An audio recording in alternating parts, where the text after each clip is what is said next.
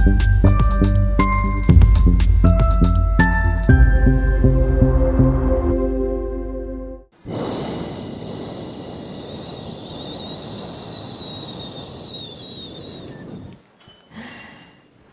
I'm presenting you Merete Holm Brantbjerg. Okay, your turn.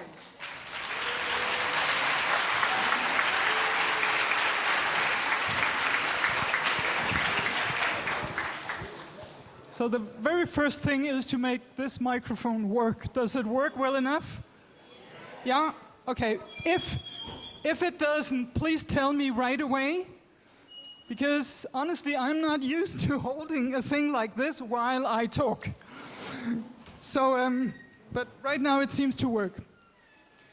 So I'll just start with saying thank you for inviting me to come here and talk. Thank you to the committee, Madeline and the others, for supporting me in just standing here like I do and not standing or sitting back there. I got their support for that.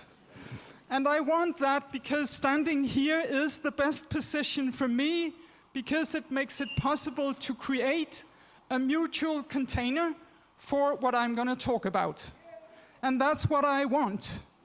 I don't want me to give it to you, I want us to work together.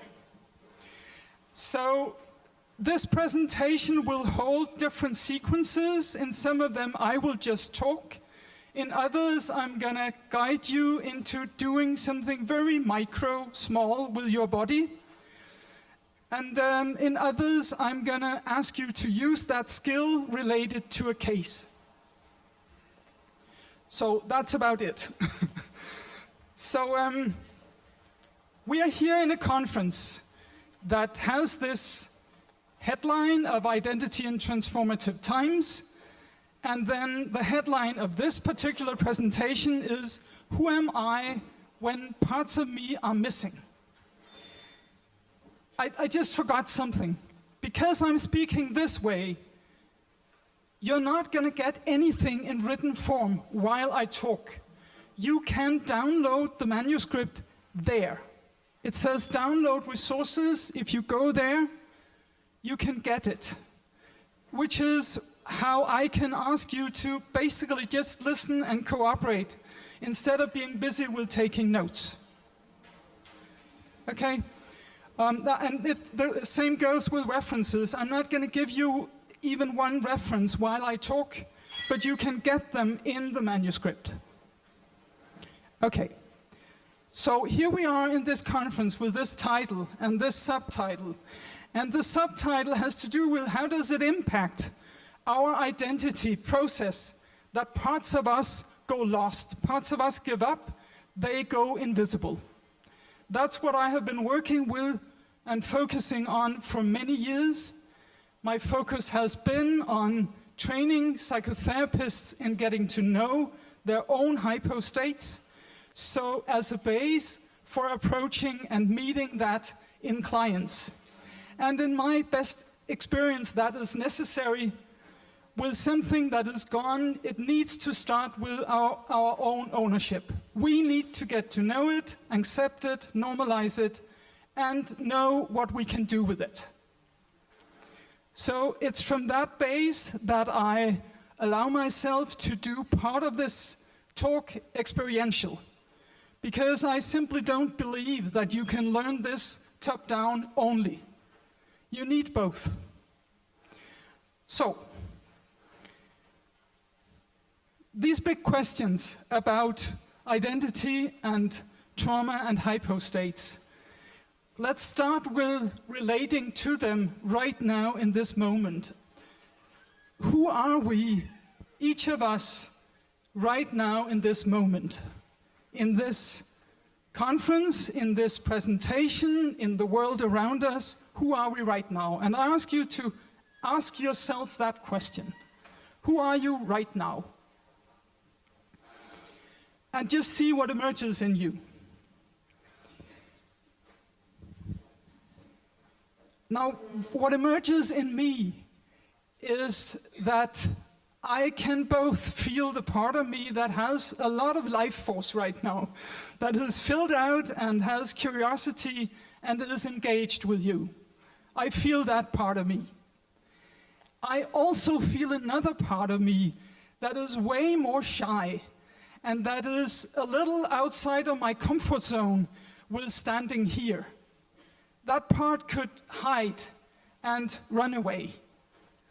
And then there's a third part that is way more feisty, that wants to stand here and do it well and compete, etc. Now, if we took time for it, I would guess that I had subgroups for each of these.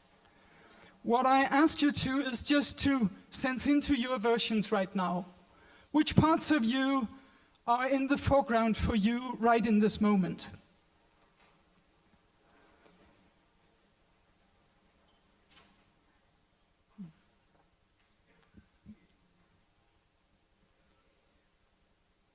So we are many of us present here, right? Because we all hold many parts. And I'll take another aspect of who we are, because identity is put together by so many aspects. There are body sensations, there are emotions, there are thought processes inspired by both our cultural background, our profession, our gender, our race, our family, our spirituality, and also by the world situation we are all in. And plus more you could add to this list. So just when I name all these aspects, then just what comes to the foreground for you? Who are you right now with all these aspects of identity? And just take a moment to see what pops up for you.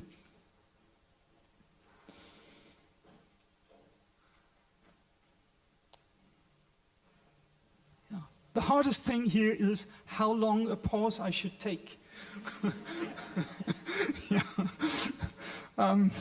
But for me, and I'm going to keep giving you my examples because that's also a way of kind of touching you and connecting, because I am not going to be able to hear your voices while I talk, then we would never get finished. So I'll give you my examples. What comes to the foreground for me is I'm very aware of my professional background as a psychomotor trainer, as a specialist in trauma therapy, and I'm very aware of that when I look at you, there are both similarities and there are differences between us in this room. The same thing goes for nationality. I'm Scandinavian in my heart. I live in Denmark. And when I look around, I'm very aware of that we are many nationalities gathered here. I'm also aware of, and I allow myself a moment for that, that when I stand here, I lean into what for me feels like a bigger container. That right now got supported by me and some friends going to the oldest church in Europe, here in Sofia. So I have that bigger space around me and around all of us. Please just sense into what is in the foreground for you. Who are you right now, culturally, spiritually, whatever? What pops up for you? And from there, now I'm aware of, I can see all your eyes. You can pretty much only see mine. So you may just turn around and from what popped up in you, also look back and look at all of who we are, so that we each of us relate both to ourselves and to everybody in here. With all the similarities and all the differences we hold together in our identities.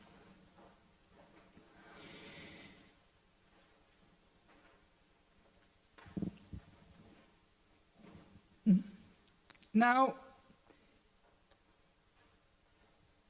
this presentation focuses on an often hidden aspect of who we are, namely our hypo-states. The parts of us that solve something by giving up, by going flaccid, by losing energy. These are parts that we often forget. We often don't feel them. We often don't give them value. As I told you, I specialized for quite a number of years in this particular field. So that's where I come from when I talk to you now. So let's look at who we are bodily right now. And in my tradition, the way I do that is always to be curious about those three parts that I already named about myself. There's this filled out part where we are just present, we are just here. And from there we can be curious. And then there are two more defensive parts of us. There's one that tenses up, that holds back, that controls emotions and impulses. And then there's the third, where we go flaccid, where we give up, where we lose energy. And I'm going to guide you into tracking those three parts in you right now. So please be curious. Where in your bodies do you have full access to your life energy? Where are you filled out?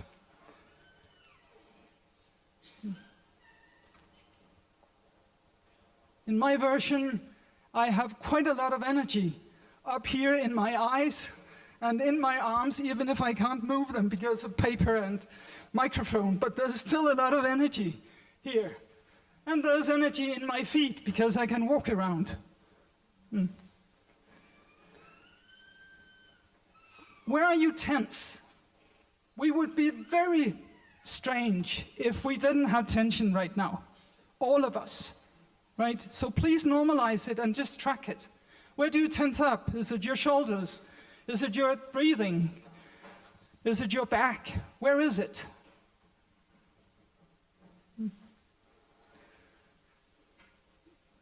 Again, my version is that my shoulders are holding on a little tighter than they optimally had to. So is my diaphragm. so is the outside of my legs. And you have your versions. And then I ask you to track the last part. That is the most difficult to track because it's tracking what isn't there. But it's here, just as normal as tension. So where is there less energy in your body? Where are you not filled out? Where did you lose part of your fullness? And one way to do it is to compare. Compare body parts. Is there more energy up than down? Is there more energy on outside or inside? Is there more energy on surface or depth? All of those comparisons can be a way of tracking what is missing. Because it's here. It's also here in us right now. My version is that I have this polarity between outside and inside. There's always more tension on my outside to protect that there's less energy on my inside, which is particularly in my legs. And then with this tension in my diaphragm, there's also a little less energy in my support muscles in the back. And you will have your versions. We all have. It's normal. Question is, so please just make space for these three parts in you. Just normalize it. They are here. And see what it does to you to include them all three. For me, especially when I include, well, did we do the inside? Yeah, we did the inside. When I do the hypo part, when I include that, something happens inside of me. I slow down. And I get to a fuller sense of myself from inside. That doesn't happen when I track the two others. It happens when I track my hypo response. And another thing typically happens is that the tensions, they start relaxing by themselves. So my shoulders are not quite as tense right now. If I focus on the inside of my legs and a little more support in my back. Another thing that often occurs when I track hypo response is that I access more compassion with myself and with all of us.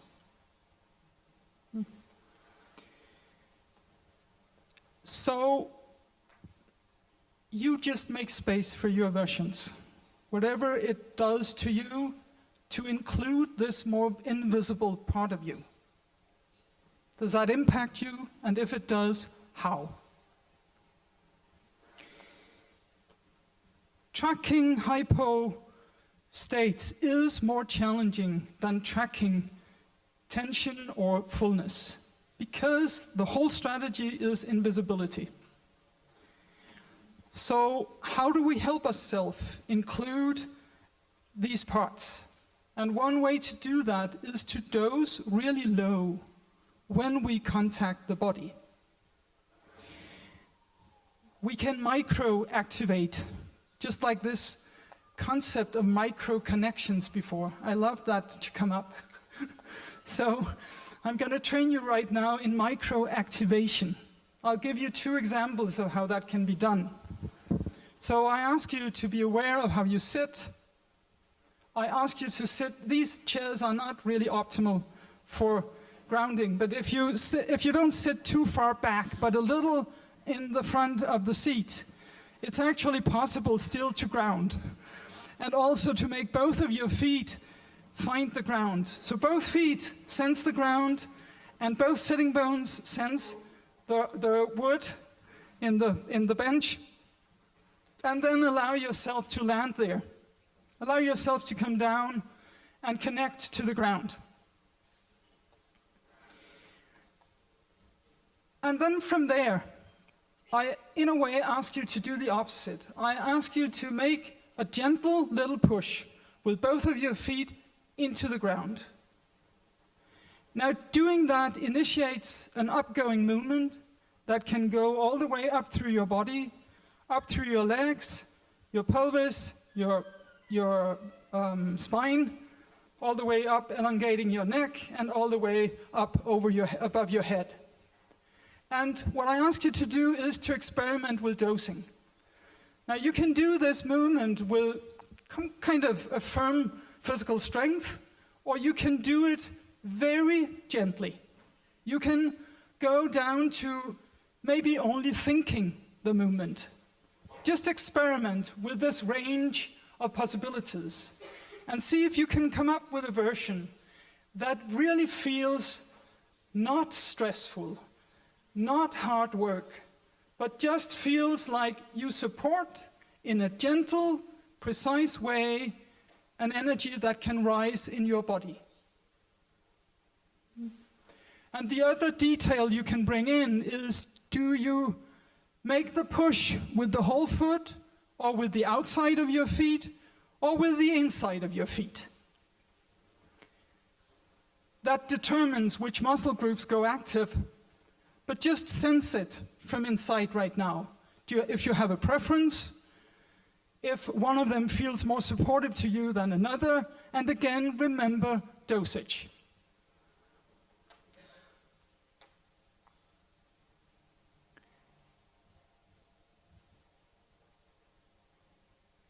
My preference is typically the inside, which connects to the pattern I talked about before, right? Because using the inside of the feet brings energy right up into the muscle groups that for me have a tendency to go hypo. Another example is with your arms. Just allow your shoulders to relax, let them land in your lap, and then from there, let your fingertips meet. Let fingertips find each other from one hand to the other, and then make a gentle little push of the fingertips into each other. Not so you stop breathing, so you still breathe, right? Because the trick with microactivations is that you build a better container. You bring energy in a way where you can keep it. And you can still breathe, you can still be full in your body. And again, think dosage, you can do it with more or less strength.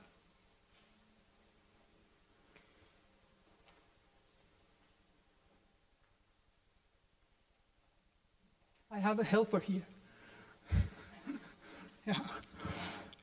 And just check out right now if these two microactivations made any difference in your presence right now. Just check that out. Bring it with you as an experience that you had that may be useful for you to return to during this and other presentations. So now I'm going to shift and talk about the theme of this. Identity and trauma and hypo. Because they connect. Trauma and stress impacts our identity throughout our lives. One way to define trauma is that it's events or stress that goes beyond the capacity of the personality. And with that, it goes beyond the capacity of the personality's identity. Right? So trauma always is quite an event for our identity. So after a traumatic event, we are left with a process of renegotiating who we are, our felt sense of who we are. Who am I when this happened, whatever it was? And even if it's still happening, then who am I? Who am I with what I did and maybe still do?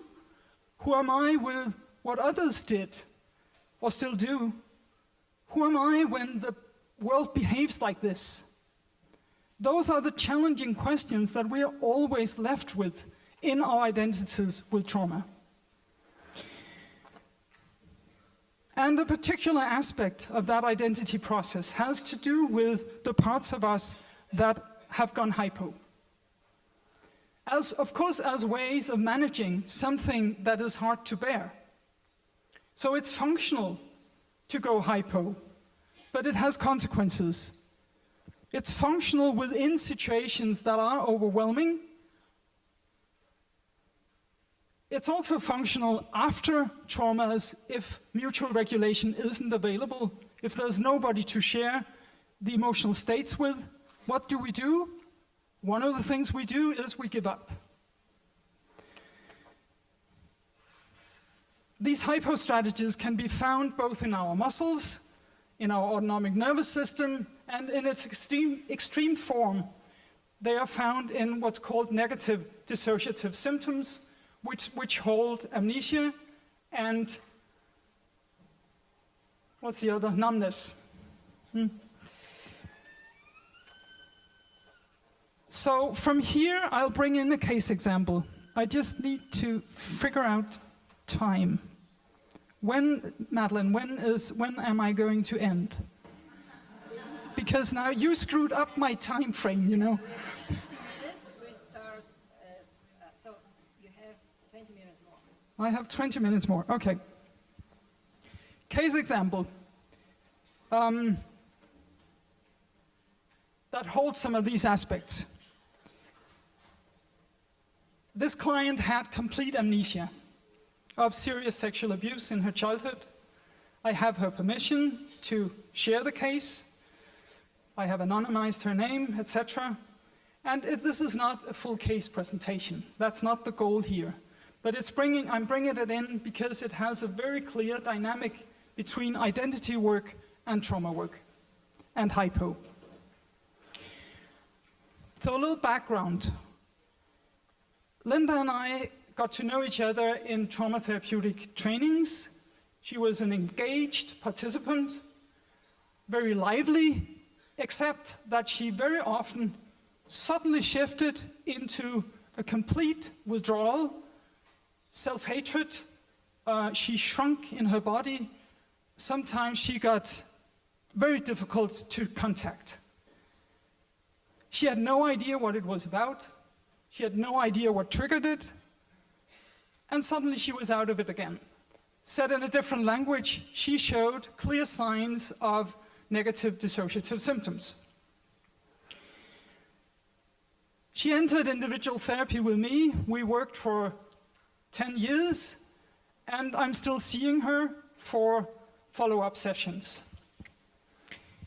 Now, the body psychotherapeutic process we went through focused on building resilience enough to be able to approach this hidden material. How did we do that? We used the microactivations that I just took you through that can be used in all parts of the body. This really worked for Linda while in session. She got much more fullness back into her body. She felt enlivened. She started relaxing more. And very important for her, she started experiencing that I was with her, which was an experience relationally that just didn't exist in her life. But in the same time, a challenge showed up, which was that this benefit of building resilience was available in the sessions. As soon as she came home, it was gone. She was unable to do these very kind, very small activations. If she contacted her body, she would do it in a hard, harsh, pushy way. And with that, she went straight back into her known identity that had a lot of negative self-talk in it. Now, we make a shift, and I ask you, well, right now in this moment, listening to this aspect of a case, what does that do in your body? It's focusing on a very polarized client, and a client that uses her identity to polarize to her hidden parts, especially her given up parts. What does that do in you? Just track it. Where do you go tense? And are there parts of you that right now kind of disappear? And just please normalize it. You would actually be a little strange if it didn't happen. What happens in me when I tune into that interaction with Linda is I can feel the feisty part of me. I can feel the fight part that just wants to correct her reality, right? That because it's so frustrating that she gets it and then she loses it. And that would be up in my shoulders and my arms.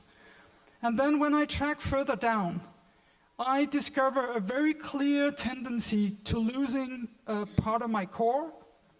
And if it gets worse, it will go further down and also be my feet. Okay, so what do we do from there? We try to use the microactivations. So if you can track parts of you that have gone missing, gone flaccid right now, please do very small, just be creative. Find small joint movements, small ways of activating muscles. I can do a tiny little cross movement around my core. I can do tiny small movements in my ankles.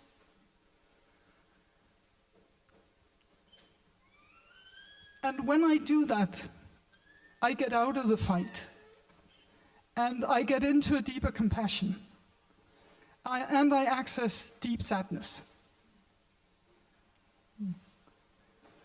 And those reactions, are they mine? Well, some of it is. And some of it is very, very likely a somatic resonance with Linda. My body is picking up what's going on in her body. So, back to the case. Every time Linda arrived to session, she was in this negative self-talk.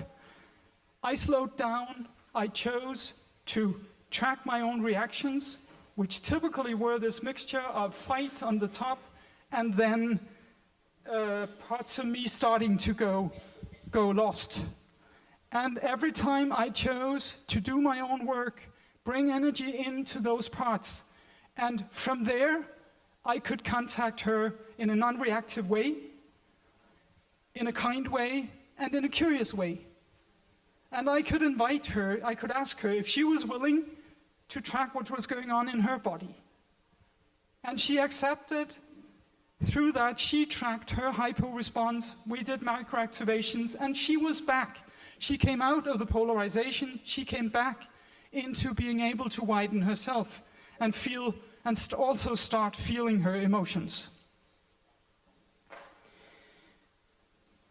She even started feeling a little protest from inside. The very tiny beginning of a boundary starting to form inside of her.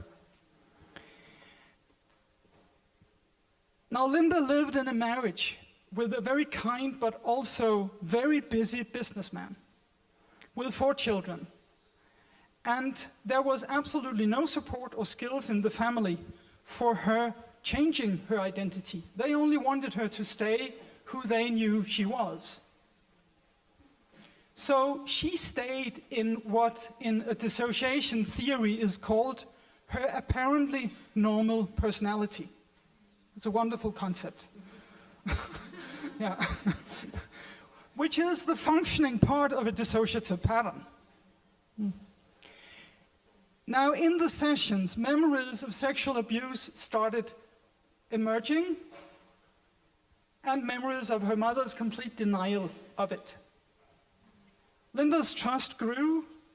She believed, she trusted her own memory when she was with me. She trusted herself more, she trusted me more. But she even started liking herself. But the challenge named before kept coming over and over, and it accelerated. So when she was home, it was not only negative self-talk, it was complete denial. She just denied the whole process. These memories are not true, nothing has happened to me, and it turned her reaction to herself into something that grew harder and harder. So she got more and more hateful with herself out of a necessity for holding on to her identity. Right? Because it was too hard for her to manage the integration of it alone.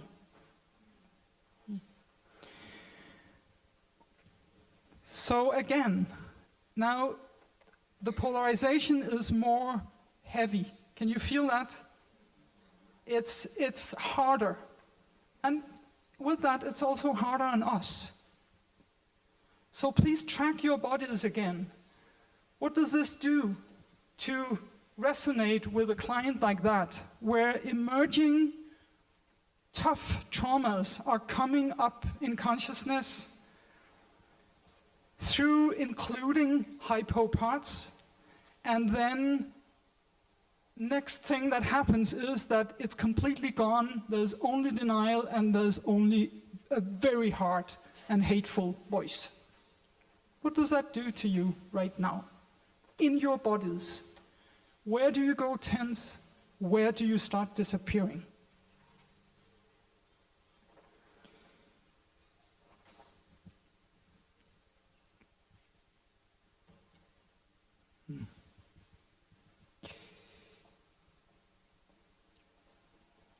In my body, it's the same pattern as before, but it gets stronger.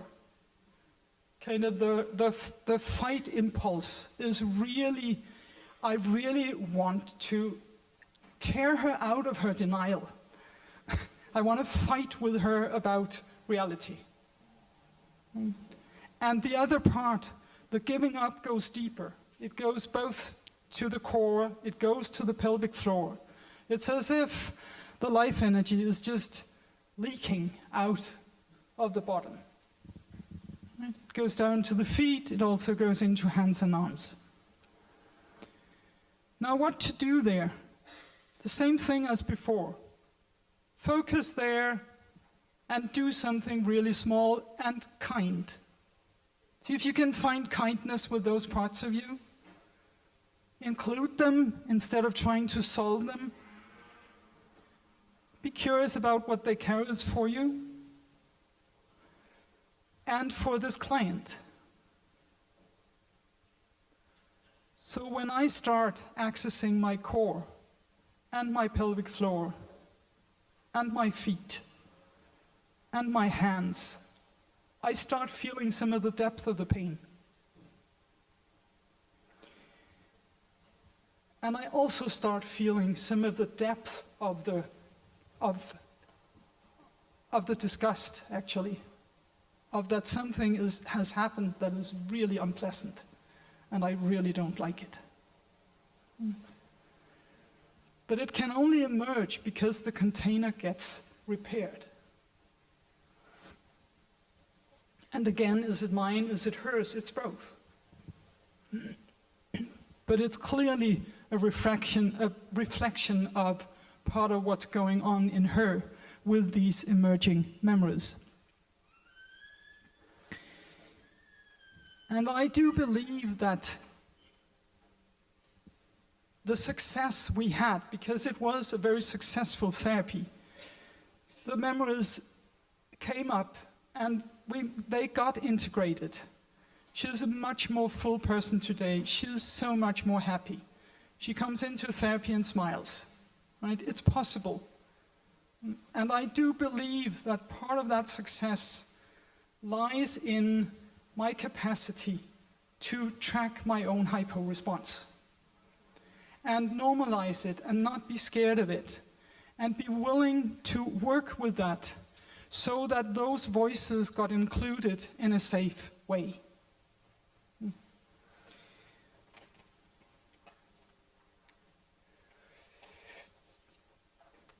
So what can we learn from this, from a case like this? Well, one thing that is very clear for me when talking about it is how these two processes of the trauma process itself and the identity process are so closely interwoven. So the first process is, how at all do we access what has got lost? How do we do that? It doesn't come by itself. Very often it doesn't. It needs invitation. And it needs building of a container that then can tolerate what awakens. The other process is negotiating with the identity, right? An identity that doesn't want to change and that sometimes fiercely protests against it, fights change.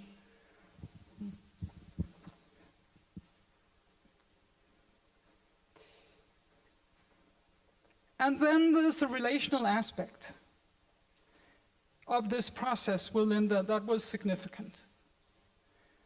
In my understanding, the background for her so stuck patterns was that there was no or very little access to mutual regulation, neither in her background family or in her here and now family. So she basically had no experience of that potent emotional states could be regulated with another human being. And here I'm going to make a shift, and I'm going to bring in some information from my own process that has led to how I work with mutual regulation, especially related to hypoarousal. Because I have a similar story to Linda. Memories of abusive trauma were held in amnesia, and it took many, many years of body work before they started showing up. And the part of the material that was hardest for me to integrate was my collapse, my hypoarousal. Why? Because it didn't fit into my identity of being a strong and capable person. So what I learned from my integration of hypoarousal, I just need to get down there, is that at least two things really matter in that process. One is the building of a physical container, which is what I have shown you a little of, tracking the hypo places and knowing what to do with them instead of trying to force them into an action that they can't contain. Right? So what I did was I experimented with dosing. I experimented with dosing lower and lower and lower and lower until I was able to microactivate in my own body. And that allowed me to then bring that capacity with me into contact with my collapse. And that made it possible for me to relate to it instead of being it. Do you get it? The risk with approaching hypoarousal is either that you flee from it, you deny it, you avoid it, you want to get away, or you drown in it. And none of that is going to provide any integration. So you need to be able to be close to it and not drown. And from there you can actually start being curious about it. What is it holding for you? Then when I had managed to do that, then the next question arose. Now, I didn't want to sit there alone. I wanted contact. But what kind of contact did I want? Sitting there on the edge of my collapse. I knew what I didn't want. I knew that I did not want anybody to rescue me. I didn't want anybody to come and pull me out of it. I had tried that many times in therapy, and what it left me with was that I was even more alone in my collapse afterwards, because it felt like the therapist didn't want me in my collapse. So the realization I got was that what I wanted was that somebody would be willing to sit next to me on the edge of the collapse and be willing to look at their collapse together with me looking at my collapse. And then we could be curious together about what is it that's living inside that landscape. And together we could build safety enough to be able to hang out there. Yeah.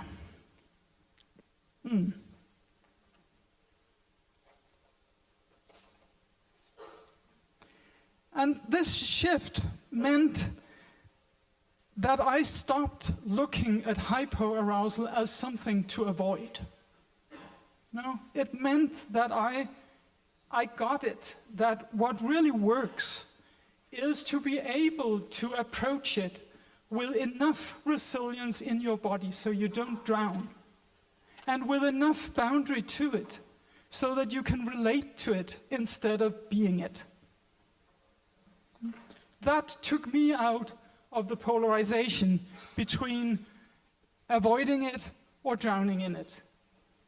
And that's the methodology I today call sitting on the edge of an abyss together, which is a poetic way of saying what I just described.